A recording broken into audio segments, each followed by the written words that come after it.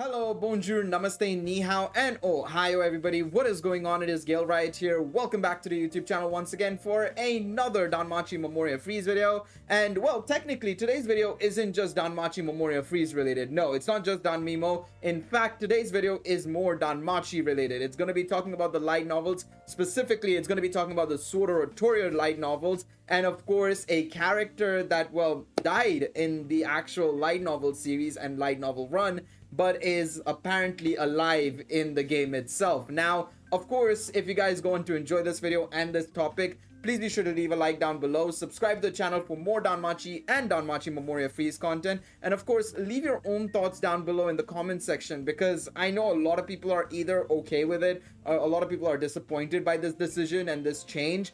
So let me know your thoughts in the comment section down below. In fact, we're going to be checking out the Reddit post later on and seeing what people think about that. Are people okay with it? Are people mad about it? I'm very curious to see what the Reddit side has to say about this. Now, before we get into the actual topic and this whole discussion about who actually survives in Danmachi Memoria Freese, I'm going to be playing the video from Gotcha Ampus in the background about the story about the character who apparently died but is alive now, along with the fact I'm going to be going over how Danmachi Memoria Freese actually does the Sword Oratoria stories. Now remember, Sword Oratoria has no adaptation. It has no proper adaptation in the form of an anime, right? It's only got the light novel source, right? And it's got the manga and of course the visual novel stories that Danmachi Memoria Freese does. And of course, a lot of people, what they do is they just end up watching the Danmemo stuff because one, it's animated, two, it's voiced over. When I say animated, it's very, still image animation, but it's still animated. There's voice acting as well. So generally, a lot of people tend to sway towards just watching the visual novel presentation that Danmemo provides. Now, the way Danmemo does the events for Sword Oratoria, basically what they do is initially they bring the event as a tale. They bring it as a tale and they basically give it to us for a limited time only, but it's the full story from Sword Oratoria. For example, right now in the game, if you want to, you can experience the full Sword Oratoria Volume 10 storyline in-game right now. That is basically what you can do right now. But on the other side, after 6 months or 7 months, they add those storylines into the main story permanently. So you can experience those stories permanently and completely free. Now, initially when Volume 8, and this is where the topic begins. Now, Volume 8, when it first came out in March of 2022, was completely the same as the actual light novel. Volume 7 and 8 were both exactly the same. Now, when we came to the main story, which happened in January, they transitioned it from being a limited run event into a permanent story content event in January. They said that there was going to be a change. Now, for those of you who don't know, in the early stages of Volume 7 and 8, Omori Sensei actually wanted to kill off Lena, right? He actually wanted to kill off Lena, but then of course the editor, Editor Chan coming in and saying no to Omori Sensei for, I think, what is the 90th time at this point. Let's be real, for whenever it comes to these sort of stories, Editor Chan always does that to Omori Sensei, but the editor basically said, don't kill off Lena, it's not worth it, don't do it. And of course, that's what exactly happened. He didn't kill off Lena, and Lena survived in the main story. And it's exactly the same what happened in the original run of Volume 8 in Danmemo. Now, when they said that there was going to be a change happening, a lot of us thought that, well, okay, Lena's dead, right? Lena's gonna die, and that's about it. That's the change. That's the big change that they're announcing.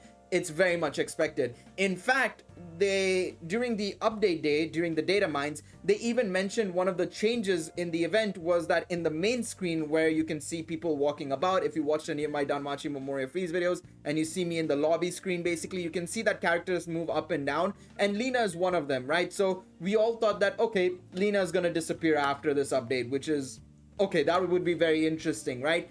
And then, obviously, things didn't pan out the way we thought it did. We were actually, in fact, quite wrong. We were way too wrong, in fact. So what I'm going to do is now, I'm just going to move on ahead. And you can tell where this scene is from already. This scene is actually from when Lena is supposed to be dead, basically, right? This is the moment where Lena dies in Sword Oratoria. But But in Danmemo, they decided to keep her alive. Yes, if we move on, you can see that she's able to speak right here. And then later on, much later, you can see that she survives. Am I still alive? She says. I'm gonna move my head now so that you guys can actually see the text. But basically, this is exactly what happens. And not a lot of people caught on to this, actually. When Sword Oratoria Volume 8 came out, a lot of people didn't know that she survived. When they changed it to the main story, not a lot of people knew that she was still alive. And in fact, this specific story, this specific portion is actually part of her summon unit. So I guess that's one of the reason why a lot of people didn't know that she was still alive, because this was behind the unit itself, right? And then on top of that, one of the other reasons why people didn't know about it until now is because in volume 10, if we take a look at this, yeah, there you go. She was there. She's literally right there. They mention her here. She's also appearing in the volume 10 storyline. So the Danmachi continuity has basically changed it to the point where Lena is still alive. Now, a lot of people were really annoyed about this fact. A lot of people were really annoyed that Lena survived, right? And I initially was as well a little bit annoyed, like, did they really have to bring Lena back to life, especially the impact it had on Bet, right? And of course the impact that Bet got from also nearly seeing Lena die, and then of course he also had a similar impact when he thought that Lena died as well, right? Lena. Bet has a very weird taste in characters. I swear he's going for the same name characters, I swear. But when he nearly saw Lena die, it was the same impact as well, like he failed somebody else as well. So it's very interesting to see that this change was done. And remember, the one thing with Danmemo, right? A lot of people feel like, oh, it's non-canonical, it's fine. These changes are also approved or written by Omori Sensei himself. He actually actively writes a lot of the stories for Danmachi Memoria Freese. I don't know if he actively wrote this change, but he at least must have approved of it, which is very interesting to me, that instead of doing what he wanted to do originally, which was not only just kill Lena off, but also kill Lena off, instead it's the other way around. Lena survives. Lena actually survives alongside Lena as well, which is very, very interesting to me. Now, personally, initially I was kind of like, really, what was the reasoning behind it? And the thing is, right, a lot of people will say, oh, they want money for Lena. I'm sorry, okay, I'm sorry to the 1 or 2 Lena fans out there, but for the love of God, let's be real. Lena is not a popular character. I'm sorry. Nobody is saying, oh, I wish Lena didn't die. I really wanted more units for her in Danmachi Memoria Freese. That is definitely not, it might be a reason, but it's not definitely one of the main reasons. Let's be real on that front, right? I don't think so, at least. I personally don't see anybody clamoring for another Lena unit, to be quite honest. So it's very confusing to me what the reasoning is, because it's definitely not for money, because it's not going to increase their money revenue for Danmemo by a lot by just bringing Lena back to life. They have a plethora of other female characters to, go waifu on if they really want to, right? So it's a very confusing addition. And the thing is, right, at the same time, outside of Bet, and I think Bet's story is where it crumbles a little bit. I think a lot of a big major issue, more so than anything else, is the fact that it doesn't change much. It's not like it's a huge change. So I guess partially the reason why Omori Sensei would have been okay with it is it doesn't change much. But outside of Bet's story, of course, it doesn't change much. But that's another reason as to why bringing her back to life was even a thing. Of course, Bet's storyline would have been affected, and as a result, she should have stayed dead. But even in the long run, she doesn't change much. So what is the reasoning behind that? Now, a lot of people are worried that that's also going to be something that happens in Danmemo in the future, where if they do adapt, say, for example, volumes 11 and 12, which obviously have major events going down on them, and if they don't execute them properly, is that going to happen, right? Now that they've gone back on this whole Lena thing, will that happen? And it's like, I personally don't think so. I don't think that's going to happen. I think this is a one-off. It's a very, very, very weird one-off, but I think it's a one-off. I think the thing is, right, especially when it comes to Lena,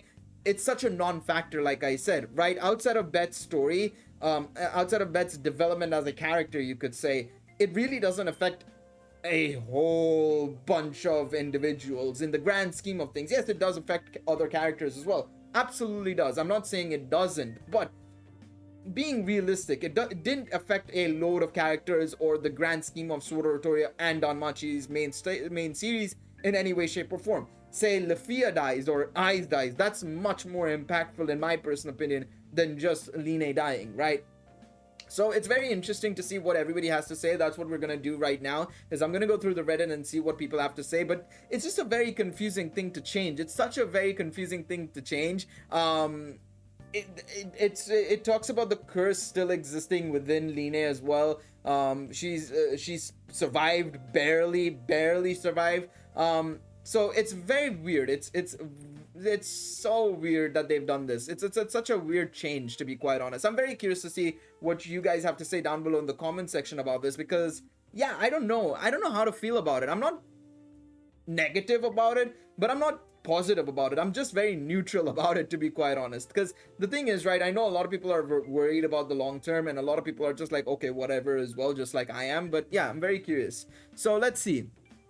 Danmemo had a if route where Beth saved her. They're using that route as Danmemo canon. Basically, that's what's happening. It happened in January, basically. It's weird. Nobody noticed it. I noticed it, and I thought nobody wanted to say anything about it, because it was just like, okay, move on with life, basically. Because I was like, nobody wanted to talk about it. Otherwise, I would have made a video there and then. But nobody talked about it, so I was like, all right, I guess I'll jog along. And now I'm just making a video. I'm making the video on it because everybody's just realized, holy crap, she's alive.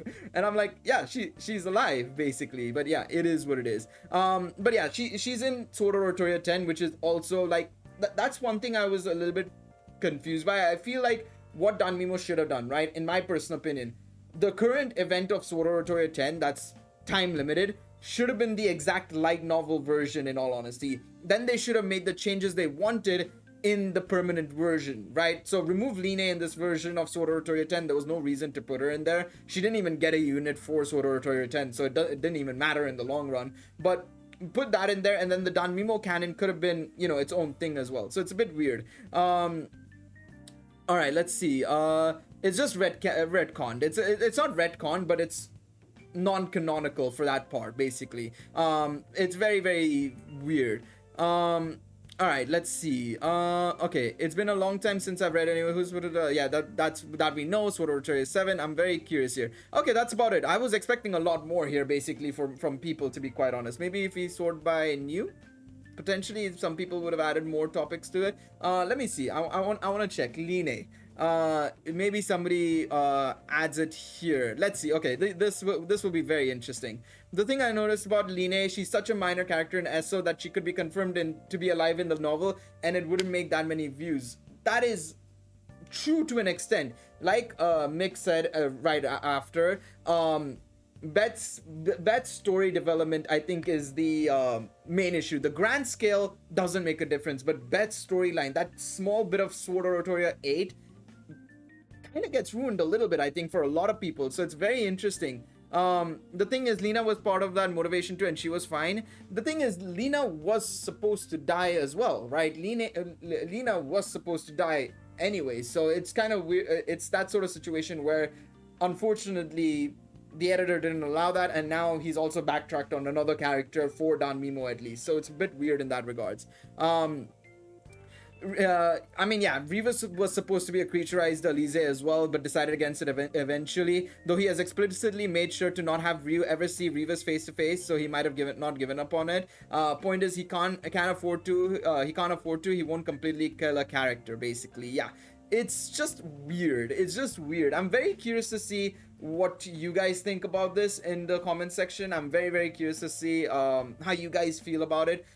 Personally, I'm like in the middle of just, I'm not positive about it, I'm not negative about it, I'm just like, it is what it is kind of thing. I think more so I feel bad for all the Bet fans, to be quite honest, more so than anything else.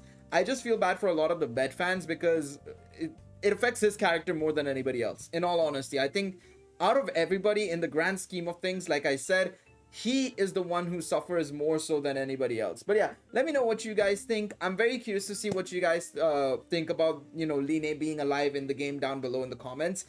Personally, for me, like I said, I just don't care, to be quite honest. I'm just in the middle of the road, to be quite honest. So yeah, let me know in the comment section down below. Hopefully you guys enjoyed this mini video about Lena. Let me know how you guys think. Leave a like down below, subscribe to the channel, and I will see you guys next time. Take it easy, everybody. Bye bye.